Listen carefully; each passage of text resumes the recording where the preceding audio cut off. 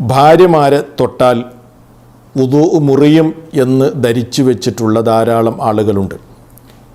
ഭർത്താവ് ഭാര്യയെ തൊട്ടാൽ, അതല്ലെങ്കിൽ ഭാര്യ ഭർത്താവിനെ ഇങ്ങോട്ട് തൊട്ടാലൊക്കെ വുദൂ ബാത്തിലാകും എന്നാണ് പലരുടെയും ധാരണ. ഇത് എത്രമാത്രം ശരിയാണ്? പ്രാമാണികമായി നമുക്ക് ഈ വിഷയം ഒന്ന് പരിശോധിക്കാം.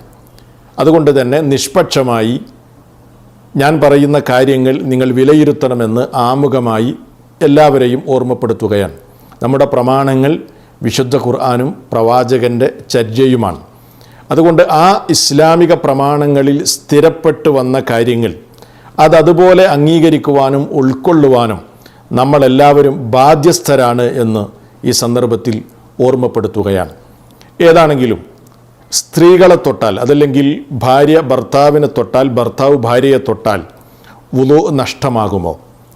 ഈ വിഷയത്തിൽ പണ്ഡിതന്മാർക്കിടയിൽ അഭിപ്രായ വ്യത്യാസമുണ്ട് എന്നത് ശരിയാണ്. പക്ഷേ ആരുടെ അഭിപ്രായമാണ് ഇസ്ലാമിക പ്രമാണങ്ങളോട് അടുത്തു നിൽക്കുന്നത്? അതല്ലെങ്കിൽ സത്യത്തിൽ പ്രമാണങ്ങൾ പരിശോധിച്ചാൽ ആരുടെ അഭിപ്രായങ്ങൾക്കാണ് തെളിവുകൾ കാണാൻ സാധിക്കുന്നത്? അതാണ് നമ്മൾ സ്വീകരിക്കുകയും ഉൾക്കൊള്ളുകയും ചെയ്യേണ്ടത്. ഇതിൽ ഒന്നാമത്തെ അഭിപ്രായം, മസ്സുൽ മർഅത്തി ലാ യൻഖുദുൽ വുദൂ മുത്ലഖൻ, നിരുപാധികമായി സ്ത്രീകളെ തൊട്ടുകഴിഞ്ഞാൽ വുദൂ ബാത്തിലാകുകയില്ല, അതല്ലെങ്കിൽ മുറിഞ്ഞു പോകുകയില്ല, നഷ്ടമാകുകയില്ല എന്ന അഭിപ്രായം ഹനഫി മദ്ഹബുകാർക്ക് ഈ അഭിപ്രായമാണ്.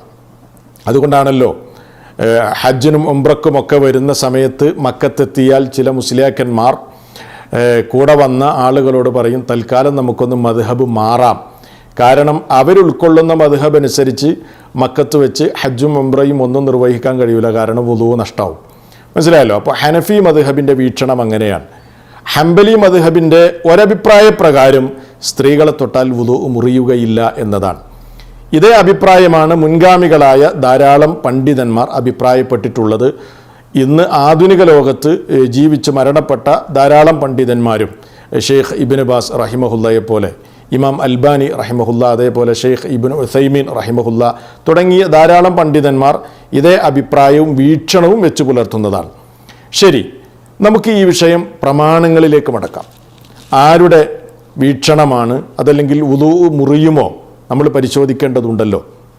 ഇവിടെ ഒന്നാമതായി നമ്മൾ മനസ്സിലാക്കേണ്ടത്, വുദൂ എടുത്തതിന് ശേഷം ഭാര്യയെ തൊട്ട് കഴിഞ്ഞാൽ വുദൂ മുറിയും എന്ന് പറയണമെങ്കിൽ അതിന് തെളിവ് വേണം ഇസ്ലാമികമായ പ്രമാണങ്ങളിൽ. തെളിവില്ലാത്തൊരു വിഷയം നമുക്ക് അങ്ങനെ പറയാൻ പറ്റുകയില്ല.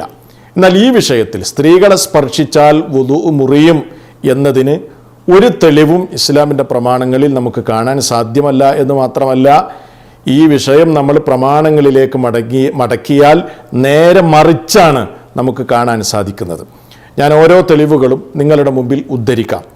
ഒന്നാമത്തെ തെളിവ്, മഹാനായ ഇമാം ഇബ്നു മാജ, അതേപോലെ ഇമാം തിർമിദി, ഇമാം അഹ്മദ് തുടങ്ങിയ പണ്ഡിതന്മാരൊക്കെ റിപ്പോർട്ട് ചെയ്ത ഒരു പ്രവാചക വചനമാണ്. ആയിഷ റളിയല്ലാഹു അൻഹയാണ് ആ ഹദീസ് റിപ്പോർട്ട് ചെയ്യുന്നത്. എന്താണ് അവർ പറയുന്നത്? അന്ന നബിയ സല്ലല്ലാഹു അലൈഹി വസല്ലം ഖബ്ബല ഇംറഅതൻ മിൻ നിസാഇഹി സുമ്മ ഖറജ ഇല സ്വലാത്തി വലം യതവല്ല. നബി സല്ലല്ലാഹു അലൈഹി വസല്ലം തൻ്റെ ഭാര്യമാരിൽ ചിലരെ ചുംബിക്കുകയും സുമ്മ ഖറജ ഇല സ്വലാ, പിന്നെ നമസ്കാരത്തിലേക്ക് പുറപ്പെട്ടു പോകുകയും വലം യതവല്ല, പിന്നീട് ഉദൂ ചെയ്തതുമില്ല. അപ്പോൾ ഉദൂ ചെയ്യാതെയാണ് ഭാര്യമാരിൽ ചിലരെ ചുംബിച്ചതിന് ശേഷം നബി സല്ലല്ലാഹു അലൈഹി വസല്ലം എവിടേക്ക് പോയത്? പള്ളിയിലേക്ക് പോയത്. ഈ ഹദീസിൽ നിന്ന് വളരെ വ്യക്തമാണ്, അന്നൽ ഹദീസ യദുല്ലു അലാ അദമി നഖ്ലിൽ വുദൂ, വുദൂ സ്ത്രീകളെ തൊട്ടാൽ, അല്ലെങ്കിൽ ഭാര്യയെ തൊട്ടാൽ മുറിയുകയില്ല എന്നതിന് സ്പഷ്ടമായ തെളിവാണ് ഈ ഹദീസ്. കാരണമെന്ത്? നബി സല്ലല്ലാഹു അലൈഹി വസല്ലം വുദൂ ചെയ്തതിന് ശേഷം പിന്നെ ഭാര്യയെ ചുംബിച്ച് നേരെ നിസ്കാരത്തിലേക്ക് പോവുകയാണ് ചെയ്തത്.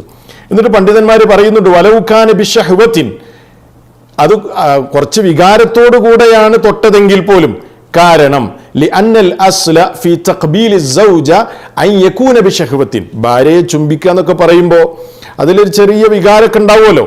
അപ്പോൾ അങ്ങനെയാണെങ്കിൽ പോലും വുദൂ നഷ്ടമാകുകയില്ല എന്നതിലേക്ക് കൃത്യമായി തെളിവ് തരുന്ന ഒരു ഹദീസാണ് ഈ ഹദീസ്. ഇത് മാത്രമല്ല, ആയിഷ റളിയല്ലാഹു അൻഹ തന്നെ റിപ്പോർട്ട് ചെയ്യുന്ന മറ്റു പ്രവാചക വചനങ്ങൾ കാണാം. അന്നഹ ഖാലത്ത്, അവർ പറയുകയാണ്, കുന്തു അനാമു ബൈന യദൈ റസൂലില്ലാഹി സ്വല്ലല്ലാഹു അലൈഹി വസല്ലം, ഞാൻ നബി സല്ലല്ലാഹു അലൈഹി വസല്ലമയുടെ മുമ്പിലായിരുന്നു രാത്രി ഉറങ്ങിയിരുന്നത്. വരിജിലായ ഫീ ഖിബ്ലതിഹി ഫഇദാ സജദ ഗമസനി, ഞാൻ ഉറങ്ങുന്ന സമയത്ത് എൻ്റെ രണ്ട് കാലുകളും നബി സല്ലല്ലാഹു അലൈഹി വസല്ലമ നമസ്കരിക്കുമ്പോൾ പ്രവാചകൻ നമസ്കരിക്കുന്നതിൻ്റെ മുമ്പിലായിരുന്നു. നബി നമസ്കരിക്കുന്ന സമയത്ത് ചെറിയ വീടായിരുന്നല്ലോ ആയിഷ റളിയല്ലാഹു അൻഹയുടെ വീട്. അപ്പം നമസ്കരിച്ചു കൊണ്ടിരിക്കുമ്പോൾ എൻ്റെ രണ്ട് കാല് നബിയുടെ മുമ്പിലാണ് ഉണ്ടാവുക. നബിക്ക് സുജൂദ് ചെയ്യാൻ പറ്റില്ല ഞാൻ കാല് നീട്ടിക്കഴിഞ്ഞാൽ. ഫഇദാ സജദ, അപ്പോൾ നബി സല്ലല്ലാഹു അലൈഹി വസല്ലമ സുജൂദിലേക്ക് പോകുമ്പോൾ ഗമസനി, എന്നെ നുള്ളും അതല്ലെങ്കിൽ പിച്ചും.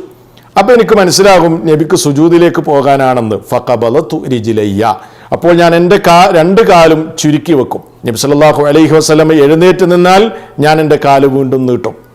കാലത്ത് അവർ പറയുകയാണ് വൽ ബുയൂതു യൗമഇദിൻ ലൈസ ഫീഹാ മസാബീഹ്, അന്നത്തെ കാലഘട്ടത്തിൽ വീടുകളിലൊന്നും ആവശ്യത്തിന് വെളിച്ചമുണ്ടായിരുന്നില്ല എന്ന് നമ്മുടെ ഉമ്മ പറയാണ്.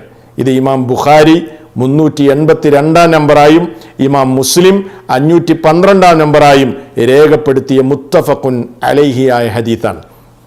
ഈ ഹദീത്ത് കേട്ടപ്പോൾ നിങ്ങൾക്ക് എന്താ മനസ്സിലായത്? ഭാര്യയെ തൊട്ടാൽ വുദു മുറിയുമായിരുന്നെങ്കിൽ നബി സല്ലല്ലാഹു അലൈഹി വസല്ലമ സുജൂദിലേക്ക് പോകുന്ന സമയത്ത് ആയിഷ റളിയല്ലാഹു അൻഹയെ തൊടുവോ? നിസ്കാരം ബാത്തിലായില്ലേ, വുദു നഷ്ടായില്ലേ? അപ്പം ശരിക്കും നമ്മൾ ചിന്തിക്കുകയും പഠിക്കുകയും ചെയ്യുക. ഇതൊക്കെ കൃത്യമായി പ്രമാണങ്ങളിലുള്ളതാണ് കേട്ടോ. ഇനി മൂന്നാമതൊരു തെളിവും കൂടെ ഞാൻ ഉദ്ധരിക്കാം. ആയിഷ റളിയല്ലാഹു അൻഹ തന്നെ പറയുകയാണ്. എന്താ പറയുന്നത്?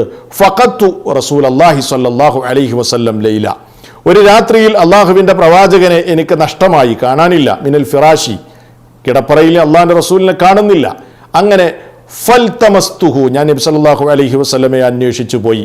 ഫവഖഅത് യദി അലാ ബത്നി ഖദമൈഹി വഹുവ ഫിൽ മസ്ജിദി വഹുമാ മൻസൂബതാനി വഹുവ യഖൂൽ, ഞാനിങ്ങനെ തൊട്ട് നോക്കുമ്പോൾ അള്ളാഹുവിൻ്റെ പ്രവാചകൻ പള്ളിയിൽ രണ്ട് കാലിങ്ങനെ നാട്ടിവെച്ച് സുജൂദിൽ കിടന്ന് പ്രാർത്ഥിക്കുന്നതാണ് എനിക്ക് അനുഭവപ്പെട്ടത് എന്ന് ആയിഷ റളിയല്ലാഹു അൻഹ പറയാണ്. നിങ്ങൾ നോക്കൂ, നബി സല്ലല്ലാഹു അലൈഹി വസല്ലം എവിടെയാണ്? വഹുവ ഫീ ഹാലി സുജൂദിഹി, സുജൂദിലാണ്. ആ സമയത്താണ് ആയിഷ റളിയല്ലാഹു അൻഹ തൊട്ടത്. അങ്ങനെ തൊടുമ്പോൾ വുദു നഷ്ടമാകുമായിരുന്നെങ്കിൽ നബി സല്ലല്ലാഹു അലൈഹി വസല്ലം ആയിഷ ബീവിയോട് എന്താ പറയായിരുന്നു? ആയിഷ ബീവിയെ ശകാരിക്കൂലേ, അല്ലെങ്കിൽ പിന്നെ അങ്ങനെ ചെയ്യാൻ പാടില്ല എന്ന് പറയില്ലേ, അത് നിഷേധിക്കൂലേ? നീ തൊട്ടത് കൊണ്ട് എൻ്റെ വുദു നഷ്ടമായി, എൻ്റെ നിസ്കാരം ബാത്തിലായി എന്ന് പറയൂലേ? പക്ഷേ നബി സല്ലല്ലാഹു അലൈഹി വസല്ലം അങ്ങനെ പറഞ്ഞിട്ടില്ല. അങ്ങനെ ഒരു അധ്യാപനം അവിടെ നിന്ന് കാണാനും നമുക്ക് സാധ്യമല്ല. അതുകൊണ്ട് തെറ്റിദ്ധാരണ നമ്മൾ മാറ്റണം കേട്ടോ. ഭാര്യയെ തൊട്ടാലൊന്നും വുദു മുറിയൂല, ഭാര്യ തിരിച്ചു തൊട്ടാലും വുദു മുറിയില്ല. ഇതിൻ്റെയൊക്കെ പേരിൽ എന്തൊക്കെ പ്രയാസങ്ങളാണ് നമ്മുടെ സമൂഹത്തിലുള്ളത്. അതുകൊണ്ട് നാം ധരിച്ചു വെച്ചിട്ടുള്ള തെറ്റായ ധാരണകളെ പ്രമാണങ്ങളുടെ വെളിച്ചത്തിൽ തിരുത്തുകയാണ് നമ്മൾ ഈ ക്ലാസ്സിലൂടെ. പണ്ഡിതന്മാർക്കിടയിൽ അഭിപ്രായ വ്യത്യാസമുണ്ടോ? ഉണ്ട്. അത് പലരും മനസ്സിലാക്കിയ വിഷയത്തിൽ വന്ന പിഴവുകളാണ്.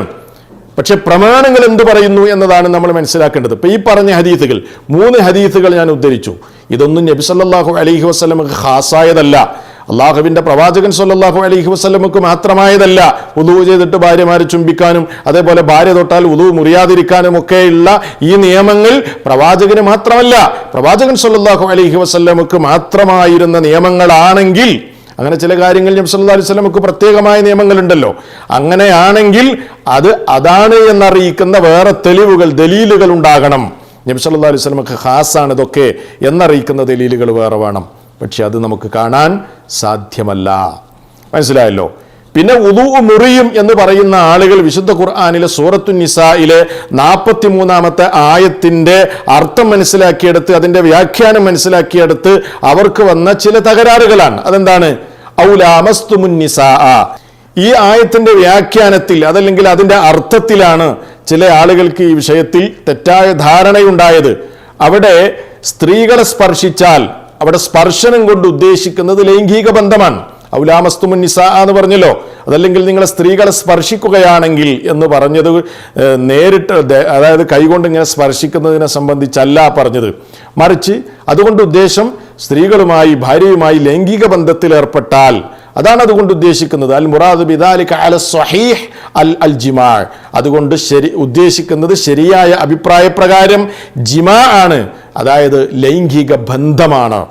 ഇതാണ് മഹാനായ ഇബ്നു അബ്ബാസ് റളിയല്ലാഹു അൻഹു, അതേപോലെ തന്നെ ഒരു വിഭാഗം പണ്ഡിതന്മാരും അവർ കൃത്യമായി അഭിപ്രായപ്പെട്ടത് കാണാം. ഇപ്പം ഇബ്നു അബ്ബാസ് റളിയല്ലാഹു അൻഹു പറഞ്ഞു അതിനെ സംബന്ധിച്ച് അല്ലംസു വൽ മസ്സു വൽ മുബാശറ, ലംസ്, മസ്, മുബാശറത്ത് എന്നൊക്കെ പറഞ്ഞാൽ അതുകൊണ്ട് ഉദ്ദേശിക്കുന്നത് അൽ ജിമാ ആണ്. അപ്പോൾ ഇതാണ് ഈ വിഷയത്തിൽ എന്ത് ചെയ്യേണ്ടത്, നമ്മൾ മനസ്സിലാക്കേണ്ടത്. അപ്പോൾ വുളൂ മുറിയുകയില്ല എന്നതാണ് തെളിവുകളുടെ പിൻഫലമുള്ള അഭിപ്രായം.